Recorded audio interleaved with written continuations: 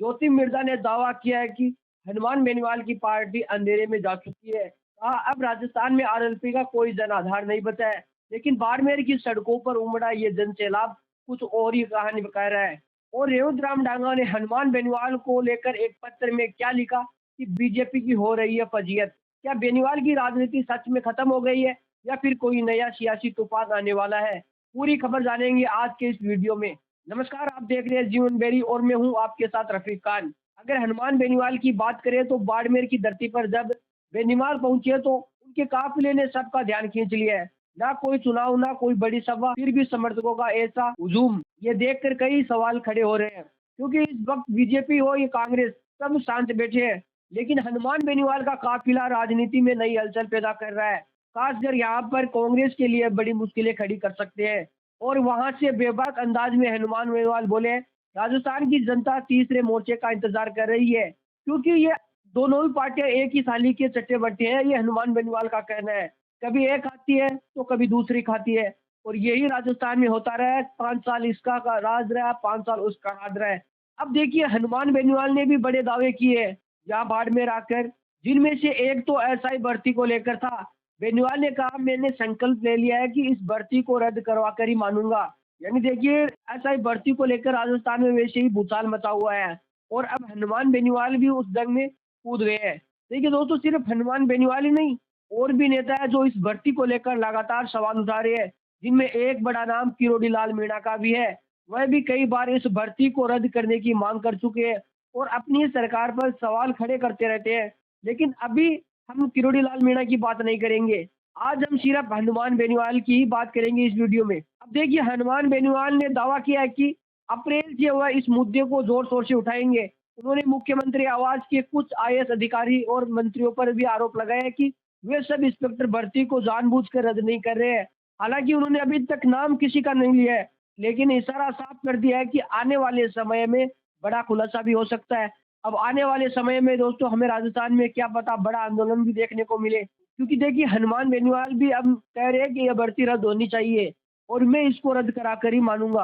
अब देखिए, फ्यूचर की राजनीति हमेशा ही हनुमान बेनीवाल के इर्द गिर्द घूमती रहती है। इसका सबसे बड़ा उदाहरण रेवंत राम डांगा ने दिया है, जो बीजेपी से उपचुनाव जीतकर विधायक बने। उन्होंने खुलकर कहा है कि बेनीवाल की पकड़ मजबूत है अभी भी फ्यूचर के अंदर। देखिए, बेनीवाल की पकड़ क्यों मजबूत नहीं होगी? क्योंकि वो लगातार वहां से राजनीति कर रहे हैं। भले ही अब की बार उनकी पार्टी वहां पर चुनाव हार गई हो। रेवंत राम डांगा ने कहा कि आज भी फ्यूचर में बेनीवाल की पकड़ मजबूत है। तो ये पत्र लिखा है सीएमओ को और वो पत्र वायरल हो गया, फिर राजनीति में भूचाल भी आ गया उस पत्र को लेकर। भले ही देखिए, बेनीवाल की पत्नी कनिका बेनीवाल विधानसभा उपचुनाव हार गई हो, लेकिन अब भी फ्यूचर में बेनीवाल का डंका बज रहा है। ये रेवंत राम डांगा ने सीधे सीधे पत्र में लिखा है और बीजेपी सरकार पर ही सवाल खड़े कर दिए। यानी अपनी सरकार पर उन्होंने अपने सवाल खड़े कर दिए। अब सवाल ये भी उठ रहा है कि क्या बीजेपी में अब अंदरूनी कलह शुरू हो चुकी है? क्या हनुमान बेनीवाल की राजनीति खत्म होने के दावे गलत साबित हो रहे हैं? और ये बात हमने पिछले वीडियो में बताया था। ज्योति मिर्जा कह रहे थे कि हनुमान बेनीवाल की पार्टी अब खत्म हो चुकी है। लेकिन रेवंत राम डांगा ने जो आरोप लगाया है और बाड़मेर की सड़कों पर जो हुजूम देखने को मिला है, उससे नहीं लगता है कि हनुमान बेनीवाल कहीं कमजोर हो रहे हैं। बल्कि उनका असर देखिए, हनुमान बेनीवाल का ये हुजूम देखकर लग रहा है कांग्रेस को कहीं ना कहीं आने वाले समय में घाटा ही होगा। अब आप खुद देख लीजिए, रेवंत राम डांगा का विधानसभा में दर्द दिखा और यही दर्द पत्र के जरिए बाहर आ गया, फिर अखबारों में छपा। यानी देखिए, अपनी सरकार पर सवाल खड़ा कर दिए। अब देखिए, बीजेपी राजस्थान में सरकार बना चुकी है, फिर भी फ्यूचर में उनके विधायक खुद कह रहे हैं कि मेरी कोई सुन नहीं रहा है। अब इसका मतलब क्या निकाला जाए? अब आप देखिए, सिर्फ एक फ्यूचर का मामला नहीं है। अभी कुछ महीने पहले लाड़नू विधायक मुकेश भाकर ने भी आरोप लगाया कि जाति के नाम पर ट्रांसफर हो रहे हैं। तो आप बताइए, यह ट्रांसफर कौन करा रहा है? देखिए, मैं बताता हूँ आपको कि जहाँ पर बीजेपी का विधायक नहीं है, जहाँ पर बीजेपी हारी हुई है, हारे हुए जो प्रत्याशी है उनकी चल रही है। और अब आप देखिए, फ्यूचर में तो बीजेपी के विधायक के साथ उल्टा हो गया है, जबकि सरकार बीजेपी की है राजस्थान में, फिर भी इनकी चल नहीं रही है। ये हम नहीं कह रहे हैं, ये दोस्तों खुद विधायक साहब डांगा जी कह रहे हैं। लेकिन आप सोचिए, जहाँ पर एक जनता की चुनी हुई जनप्रतिनिधि की चल नहीं रही है, और फ्यूचर का मामला नहीं है ये सिर्फ, ये तो एग्जाम्पल है। और डांगा जी ने तो कहा है खुद, अगर मैं नाम बताने लग जाऊंगा तो वीडियो भी लंबा हो जाएगा।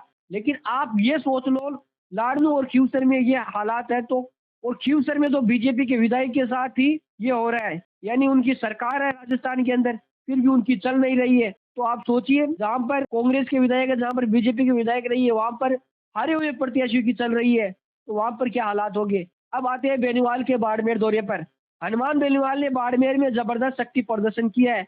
भीड़ देखिए, क्या ये बीजेपी और कांग्रेस के लिए खतरे की घंटी नहीं है।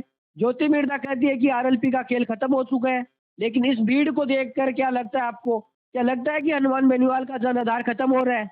हनुमान बेनीवाल अपने कार्यकर्ताओं का हौसला बढ़ाने देखिए किस तरह से हुजूम उनके साथ चल रहा है। इतने भीड़ तो बड़े नेताओं की सभाओं में, रोड शो में भी नहीं आती होगी। लेकिन ये कुछ दिन पहले का वीडियो है दोस्तों। देखिए हनुमान बेनीवाल की सभा में और रोड शो में किस तरह की भीड़ दिखाई दे रही है। ये प्यार हनुमान बेनीवाल को क्यों मिल रहा है? क्योंकि देखिए वो जमीन से जुड़े हुए भी नेता है और वो लगातार संघर्ष कर रहे हैं। जहाँ पर उनकी जरूरत होती है वो पहुंच भी थे, अपने कार्यकर्ताओं को नीचा झुकने नहीं देते हैं किसी के सामने। और इसी का कारण है हनुमान बेनीवाल जहाँ भी जाते हैं वहाँ उनके समर्थक जुट ही जाते हैं।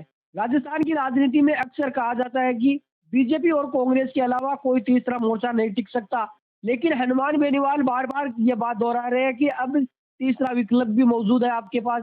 अब सवाल ये है कि क्या बेनीवाल की ये भीड़ सिर्फ समर्थन दिखाने आई थी या वाकई कोई नया सियासी संकेत दे रही है? क्या बीजेपी और कांग्रेस को हनुमान बेनीवाल की ताकत का अंदाजा हो गया है?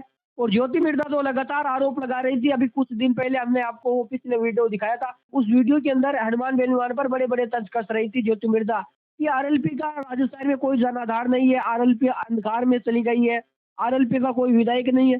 देखिए भले ही आरएलपी का विधायक नहीं हो, और ये भीड़ देखकर हमें नहीं लगता है कि आरएलपी का कोई जनाधार खत्म हो रहा है। ये बाड़मेर के अंदर भीड़ देखिए आप। और अब देखिए दोस्तों, सबसे बड़ा सवाल है, क्या राजस्थान की राजनीति में अब त्रिकोणीय मुकाबला होने वाला है? क्योंकि कांग्रेस, बीजेपी, अब आरएलपी। आप क्या सोचते हैं? कमेंट में अपनी राय जरूर दें। अगर अभी तक आपने हमारे चैनल को सब्सक्राइब नहीं किया है तो जल्दी से जल्दी चैनल को सब्सक्राइब करें, ताकि आपको हर छोटी से बड़ी खबर इस पेज पर मिलती रहेगी।